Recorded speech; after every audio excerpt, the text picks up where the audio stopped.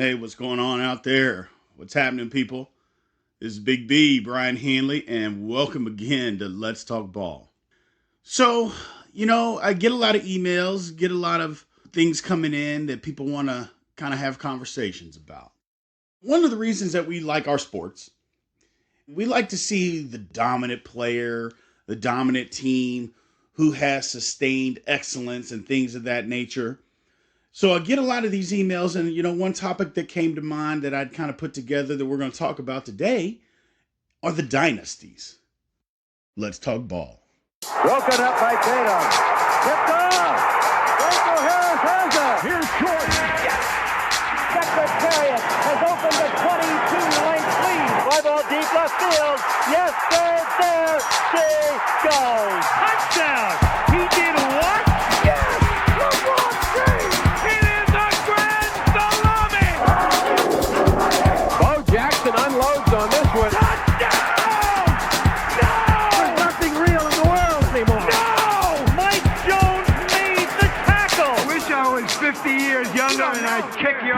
Ortiz in the deep right field. Down goes Frazier. He is Mr. November. Touchdown Titans. There are no flags. Curry for the lead.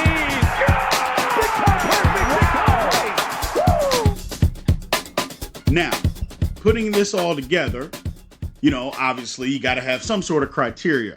And I came up with that as well. For me personally, you got to have sustained success, obviously. You got to win. Titles kind of go without saying. You also got to have some Hall of Fame players, obviously, to be a part of that. The Hall of Fame players is going to refer more to professional ranks. Now, we'll talk a little bit about some college teams. But you got to have great players. Obviously, if you don't have great players, you're not going to win anyway. So that kind of goes without saying. Coaches clearly factor into it. There are some sports that the coaching matters more than in other sports. I mean, that's just a fact. And the last criteria for me is it's got to be post-World War II. Now, before anybody says anything, I don't want to hear it. Oh, Brian, they keep the records then too. People were playing then and all this. You shouldn't just discount it. Hey. I'm not trying to hear that. All right. You call me biased, call me whatever you want. But the best players weren't playing pre-World War II. And I think we all know why. That just didn't happen. And for me, when you let the brothers get in there, let them get a part of this, that's when things started counting. Now, I know I'm trying to be funny about it, but at the same time, isn't that true? Post-World War II, for the most part, some sports it took a little longer than others, but they let us play.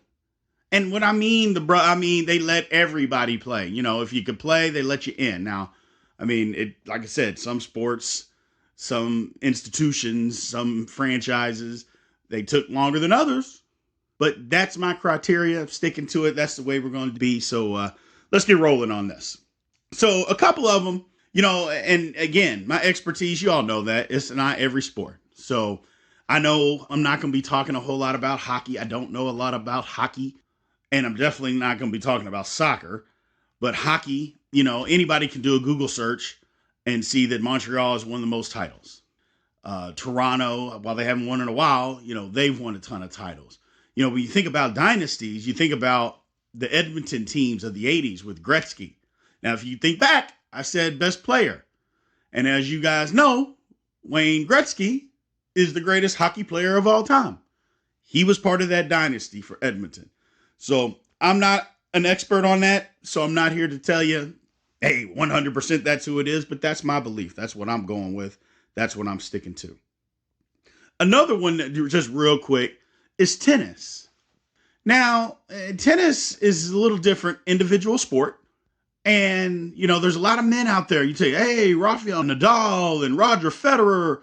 You can't really say that though they were dynasties. And while they have won a ton of majors, Pete Sampras and those guys, other people got to eat while they were going through their run. Federer and Nadal, there's an argument to be made on which one is the greatest ever. So if you're making that argument, how could one possibly have a bigger dynasty or this big of a dynasty versus the next guy? Come on now. You can't. So I cancel them out. But you know the tennis player that you can say that had a dynasty? Serena. And it ain't even close. And while you might say, hey, but her sister Venus, and Venus was great. Not good. Venus was great. Serena was on a whole nother level. She just was. She's on a whole nother level than everybody else. And she outlasted people. I mean, people came in like Martina Hingis. I mean, she was around. She outlasted her, basically put her in retirement. You know, people talk about Maria Sharapova. What she won? 5 titles?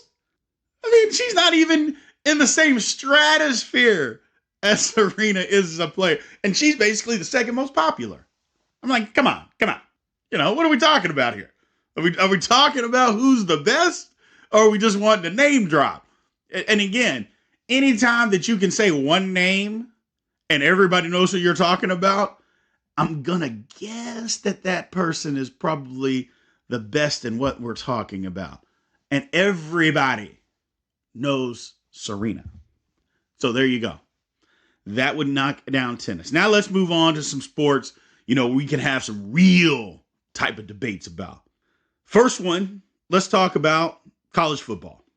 So college football, it goes a long way back. Now, remember, I said post World War II. So, you know, you got to forget all these teams that were good, you know, all those Notre Dame teams that were good way back when. However, let's think about it a little deeper and get to maybe right around the World War II time. Oklahoma. I mean, in the 50s, was there anybody better? I mean, think about it. Who was better than Oklahoma? I mean, they had 2 stretches. Well, one, they won 47 games in a row. That was from 53 to 57. But from 48 to 50, they won 31 games in a row.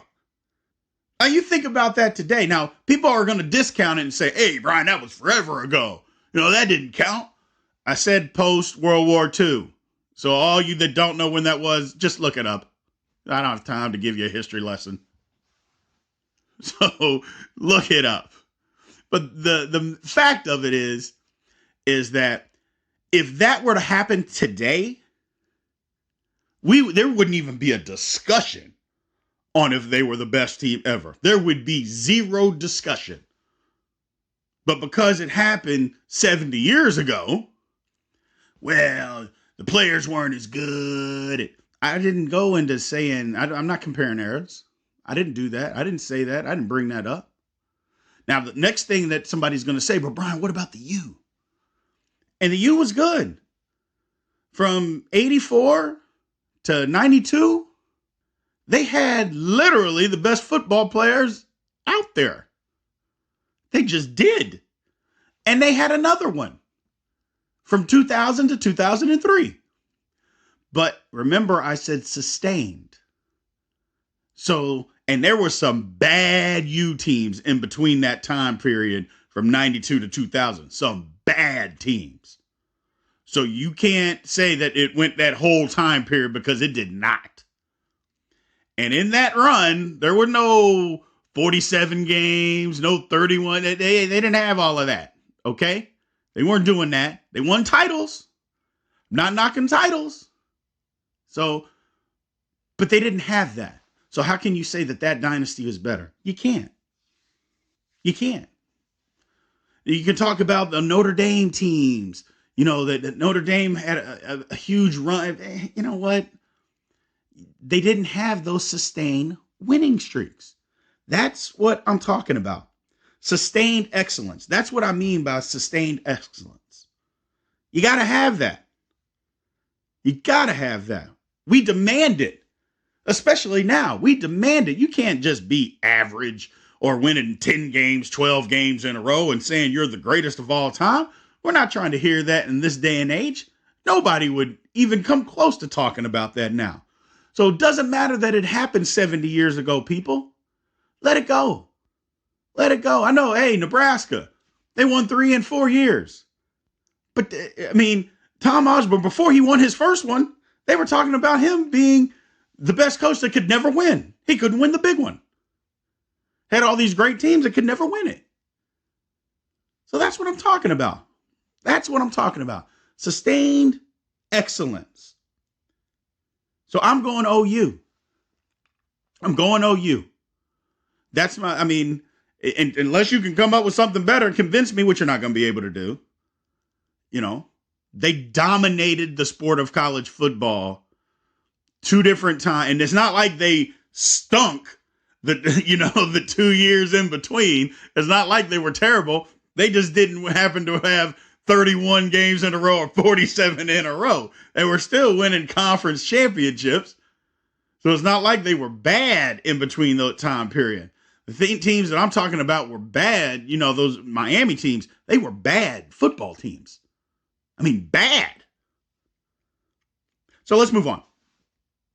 One that is another one that, you know, it's really not up for debate. NCAA basketball. I mean, UCLA. I mean, it just is what it is. You know, they won 10 in 12 years, 7 in a row, and they happen to have the best basketball player in the history of basketball on one of their teams. And some say the greatest college player on their team in the history of basketball in Bill Walton. Now, I don't believe that, but some make that argument. I mean, and they also had the best coach, John Wooden. Now, there's going to be people that talk about, well, John Wooden, he cheated. Everybody cheats. We've been through this. Everybody cheats. So stop it right there. They all cheat. And, well, he got all the best players. Excuse me, 75% of college coaching is recruiting. So it's your part of your job to get the guys to your campus. So if that's part of my job description and I do it better than everybody else, then I'm pretty good at what I do last time I checked. So let's move on. I mean, unless, like I said, what are you going to debate? You know, 12-year time period. They won 10, 7 in a row.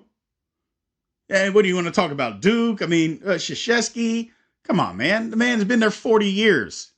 And what, 5 titles in 40? Come on. What are we talking about? Are we talking about dynasties? Or are we just talking about good programs? Clearly, Duke is a great program. Just like the U was a great program. You know, North Carolina, great program. Kansas, great program. Kentucky. Yes, Kentucky's a great program. I'll say it. Oh, Lord Jesus. Yes, they're a good program. However, that doesn't make them a dynasty. Does not make them a dynasty. Good program, one thing. Dynasty, another level. Let's move on. Now, let's get into talking about something that we can really talk about. Let's talk about the NBA. Now, the easy thing to say, and maybe it's the correct thing to say, are the Celtics. You look at their history. I mean, from a time frame basically from 1957 to 1986, they won 16 titles. Now you can go back and say, well, look at the Lakers and look how many titles the Lakers have won. And they have won just as many. And they probably have had, it's, again, you're picking your poison on who's had the best players and better players and things of that nature. I'll always go with the Lakers because they've got the best player to ever play in Kareem. And they got the best point guard to ever play in Magic. So I'm always going to side on that. However, the Lakers didn't have the sustained dominance that the Celtics did. I mean, again, sustained excellence. You look at the Celtics. I mean, the Boston Celtics from 57 to 69, they won 11 titles. 11 out of 13. And yeah, they probably had the best team, but they didn't have the best team every year. Now, the majority of those years, yeah, they did. And they won 7 in a row. And yes, I get it. Hey, Brian, there was only 8 teams then, 10 teams then. Okay. But they kept winning. They kept winning. You know how people get complacent? I mean, this is 2019. Look at Golden State. And I know some guys got hurt. I go, but how many games did they lose during the regular season? I mean, the teams just get complacent after a while if you keep winning. You just do. It's human nature. And the Celtics kept winning. They just kept winning. Again, had a great player of their time, Bill Russell. Had a great coach, Red Auerbach. So you got to go with the Celtics. I know that's the easy thing to say, but it's the right thing to say. I mean, let's just be honest about it. Come on now. I mean, what are you going to do? Like I said, you can argue the Lakers, but it's not really an argument. That's not a real argument as far as a dynasty goes. They're an outstanding organization, you know, but I mean, they're not being run very well right now. I think we'll agree, you know, Jim bust, and Jeannie bust, and, you know, Magic quitting, and, you know, you hired. I mean, it's just, it's a nightmare. It's going on right now, you know. However, you know, you take a step back and you look, it's still the Lakers. It's still a great organization. But that's what it is. And that's where it ends when it comes to dynasty. Three-peat, one thing. Yes, they did that. Shaq and Kobe Lakers, they three-peated. But they didn't seven-peat. They didn't 11 out of 13 years peat. They didn't do anything like that. And even in the 80s, they were the team of the 80s. Went to 8 finals. They won 5 times. Outstanding. But again, the Celtics, they won 7 in a row. How do you beat that? How do you compete with that? That's, I mean, and there's other teams, but these are the two. And these are the two that you have to put up there. And it's the Celtics. I could sit here all day and try to come up with scenarios. And we don't need to do that, people. Come on now. And the bottom line is the Celtics have the biggest NBA basketball dynasty that there is, period. Period. Let's move on. Now, let's talk about the nitty gritty. NFL, baby. Now, there's basically 5. There's 5 that we can talk about. The Packers, the 49ers, the Patriots, the Cowboys, oh my goodness, and the Steelers. Woo! Woo-hoo! Those Steelers, baby. So that's who we got. We got the Packers, the 49ers, the Patriots, the Cowboys, and the Steelers. So when you're dealing with those, you got to break them down. Again, I know the easy thing to do, get out Google. Oh, well, the Packers have won 13 titles. Hey, I said post-World War II. Okay? So before you send an email, before you even start, post-World War II. Now, let's break them down. After World War II, the Packers, they won 7 titles. And they won 5 of 7 years. Great. I mean, the Super Bowl trophy named after their coach. So clearly he was a great coach, Vince Lombardi. However, does anybody say that anybody that's on the Packers is the greatest player ever? I mean, does anybody at any position, do people say, oh, well, he was the best ever. He was the greatest ever.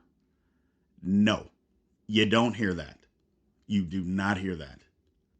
So, to me, again, I'm not saying they didn't have good players, but they didn't have the best. So, to me, that eliminates you from having the best dynasty.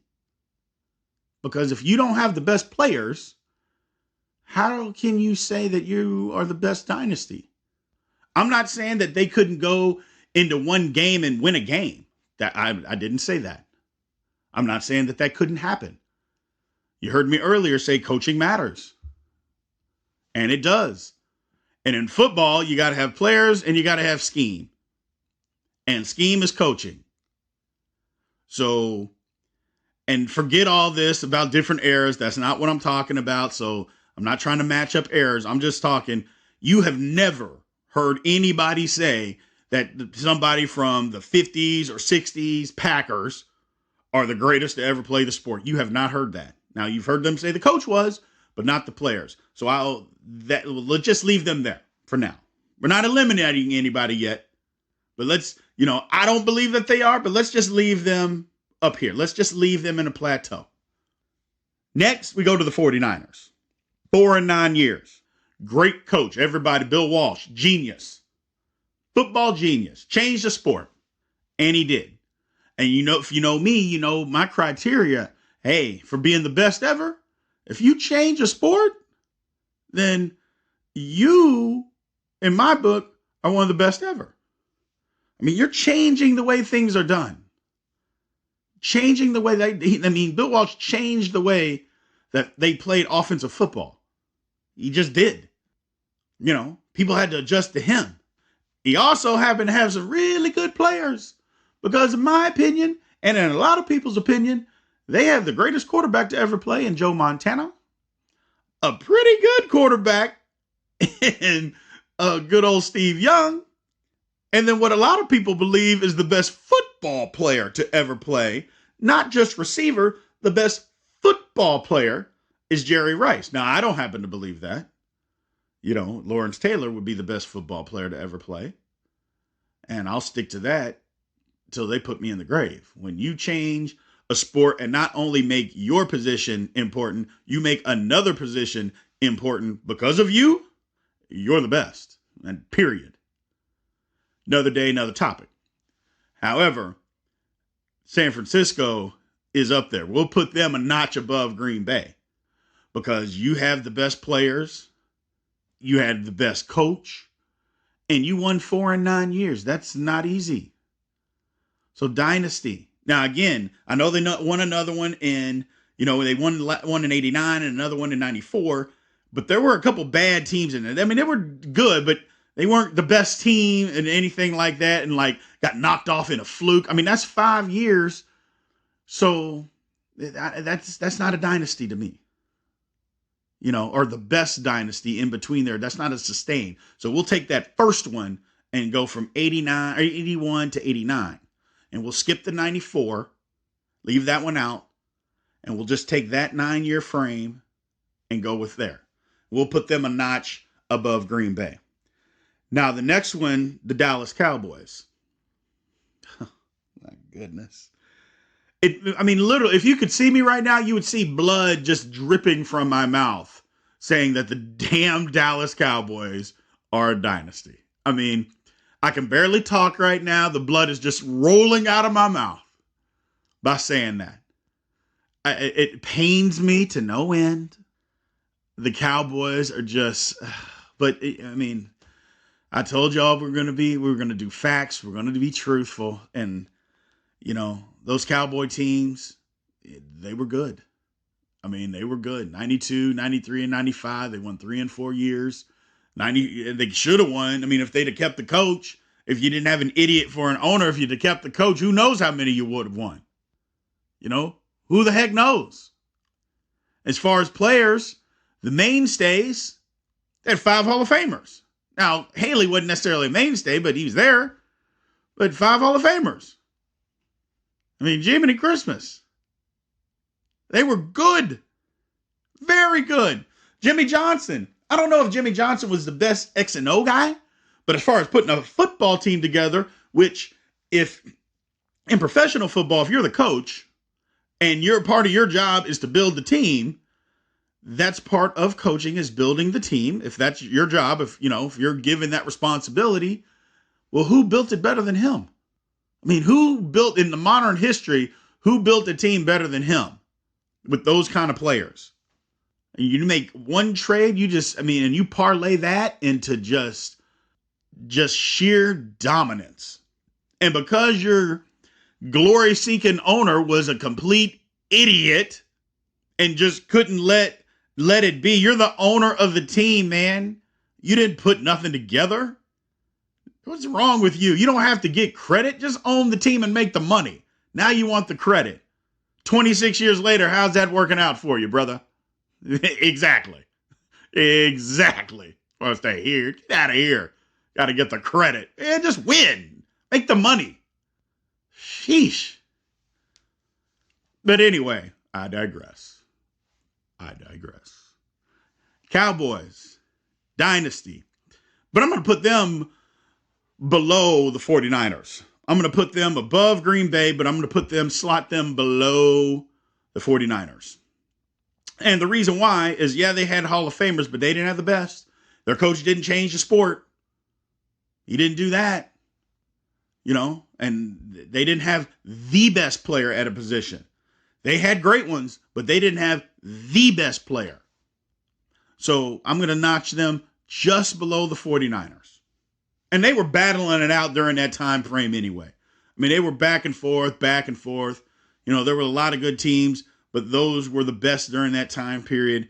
And I'm just going to put them just a slot, just a smidge below. Just a smidge below. So let's move on. Patriots. 6 and 20 years. So you say, oh, well, Brian, I thought you said sustain. Well, at 20 years, how many years have the Patriots missed the playoffs, not been good? 2? In the one year, they were 11 and 5 and didn't make the playoffs. 11 and 5 and didn't make it.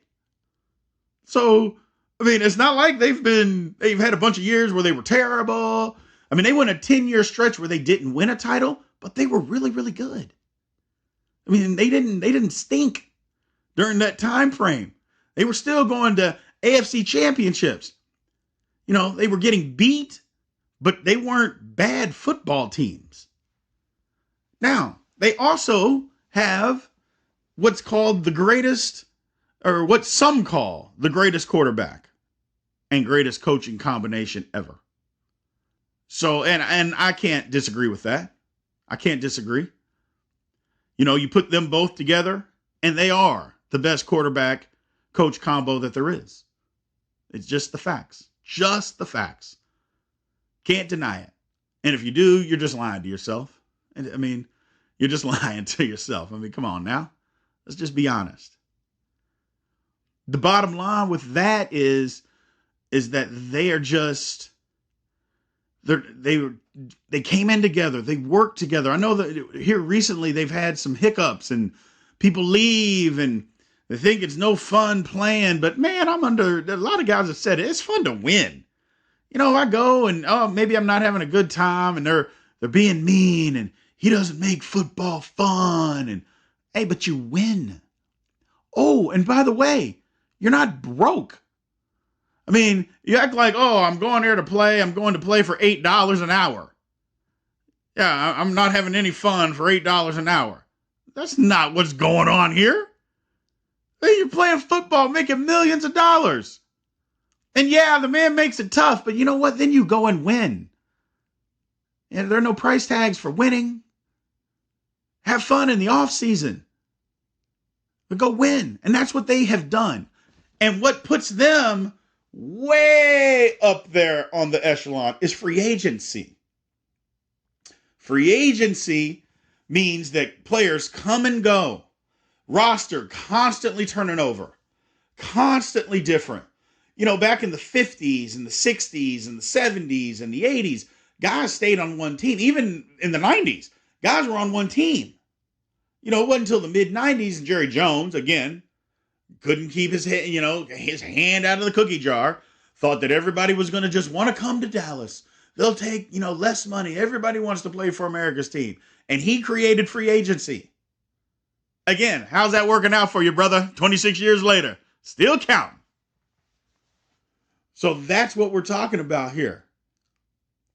So the bottom line is that free agency is a big, big thing now in all sports. But football, because of no guaranteed contracts, it's a constant turnover. Constantly the roster is changing over and over and over every year. The two constants, the coach and the quarterback. And they make it work every year. They make it work every year. And it is the most frustrating thing to no end. We all hate them. We hate them. And I don't hate much. Life is way too short to be talking about how much you hate something, how you hate somebody. Life is way too short for that kind of nonsense. You know what I'm saying? I hate the New England Patriots. I hate them.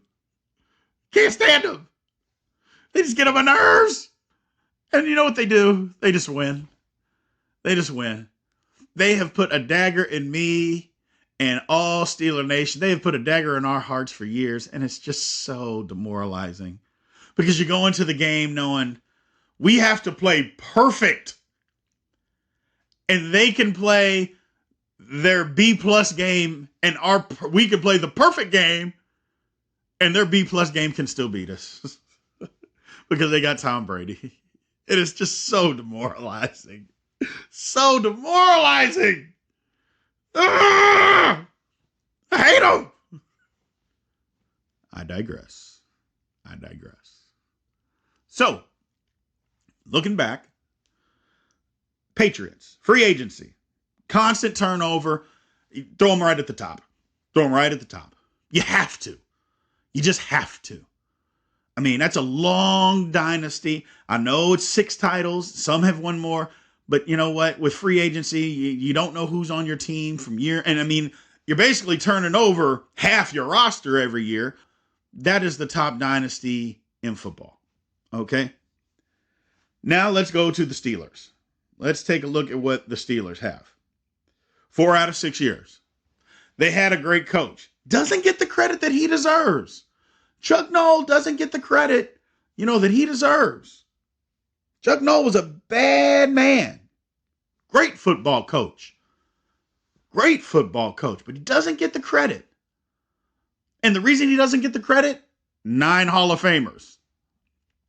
9 Hall of Famers. Now, he helped pick those guys, but they had 9 Hall of Famers during their run, during that heyday. And when you have that many, the first thing you're going to say is it's the coaching. That's the first thing. Oh, it was the coaching. No, or you're not going to say it's the coaching. You're going to say it's the players. Excuse me. You're going to say it's the players. It's not the coaching. Well, somebody's got, the best teams, the most talented teams in each sport don't win every year. It doesn't work like that. And the Steelers didn't win every year. Now, no complacency. It can set in. But they had 9 Hall of Famers that Chuck Noll could coach. He created defense. They had good football players too. Don't get me wrong. 9 Hall of Famers. But the Steelers, 4 out of 6 years, and the run was actually better than that. They had to battle the Raiders, who were good. Oilers were always good. They were bad. They weren't just playing against the Dolphins were good. The Colts, if you can believe it or not, were good. I know that was a long time ago. People are like, not the Indianapolis Colts. That was the Baltimore Colts. And they had kind of fallen off by then. But, there were teams out there that were really, really good football teams out there. And the Steelers had to go and beat them. And did. And they became that franchise. The Cowboys were good back then. Really good. Really good. And if the Steelers don't beat them twice in the Super Bowl, we're talking about the Cowboys having 2 separate dynasties. Because the Cowboys would have won another 2 Super Bowls. Or actually 3, because they won one in the 70s. So they had another 3.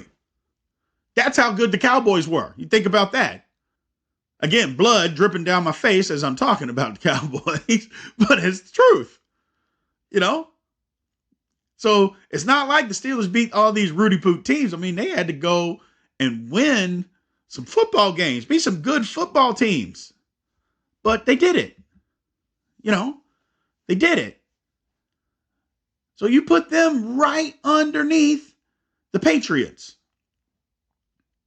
So the top is the Patriots. You just put them up there. You keep them up there. And because of free agency. That's the reason. There's no other reason other than free agency. Free agency is huge right now. It's huge when you're talking about dynasties. Nobody has sustained success like that. during free agency. It's almost impossible. And it would be impossible if not for the Patriots. And there's one reason: the coach / QB. It's the coach / QB. So I know the baseball, the Yankees, we can talk about that. There's not anybody even close. I know the post World War II, but the Yankees have dominated since then. They dominated in the 50s. They dominated in the 60s. They dominated, not necessarily dominated in the 70s. They were really good in the 70s too. They didn't always win every title, but they were good. Now, they sucked in the 80s. All of a sudden, you get yourself a new owner. I guess Steinbrenner did own them in the 70s too, but, more money started rolling in. Things changed in baseball and the way baseball was done with this TV money, and it's New York market. And then they started dominating in the late 90s. There's nobody close. I didn't forget about them, but is there really any reason to talk about anything other than that when you're talking about dynasties? The Yankees. In baseball, it's the Yankees. Now you put them all together, and who do you believe is the best dynasty? Well, do you count college basketball and college football compared to pro? Well, we're not comparing the players. We're comparing the dynasties. All right? Just think of that. Not can one team beat another team. That's not what this is about. What dynasty is the strongest? What dynasty can you say, you know what? Nobody can touch this. And to me, out of these, what we've talked about, is Serena. I don't care. It's Serena. Again, these other teams, I get it. They are great. UCLA would be second for me. Boston, third for me. Patriots, fourth. The Yankees, because nobody else was even comparable to being how good they were. That's why I don't hold them in the highest regard. I know you can say, well, Brian, isn't that the whole definition of a dynasty? No. You also have to be able to be challenged. The Yankees weren't even challenged. They were that much better. Other teams were challenged. It's not like UCLA wasn't challenged. They just had the best player. And the Yankees had the best players, but no, they had all of them. There was nobody else even any good. Just average players. Come on now. So you put them up there, and it's Serena. It's Serena. Serena has dominated since she became good. Or I shouldn't say became good. She was the number one player since 2002. That's when she became number one for the very first time. She's been number one 8 different times up to 2017. And like I said, when you win a major and you're 8 weeks pregnant, I don't care what anybody says. You are at the top of my list forever. Damn what you know. Serena Williams has the best dynasty for me of all time. And that's just the way it is, people. Like I said, 23 majors, countless Olympic gold medals, doubles titles, just titles in general, tournament titles. And to top it off, 8 weeks pregnant. 8 weeks pregnant. You win a title. Oh, well, that's the end of it for me. So, argue all you want. What man did that? Let's just be real about it. What man did that? What man had to overcome that to win a title? And so, hey, you could have had a torn ACL. You didn't have a baby. You didn't have a 2-month-old baby on your stomach. I don't care what you had to say. So that trumps it all. Free agency, best players. Again, Serena is the best. And she had a major title when she was pregnant. So that's it. Serena Williams, best dynasty of all time.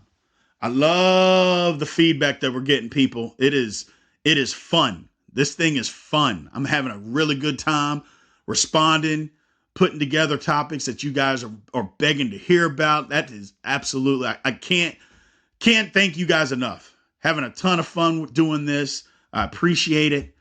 We'll be back soon. Don't forget to check us out on all the social media platforms. Again, thank you for listening to Let's Talk Ball. Aloha.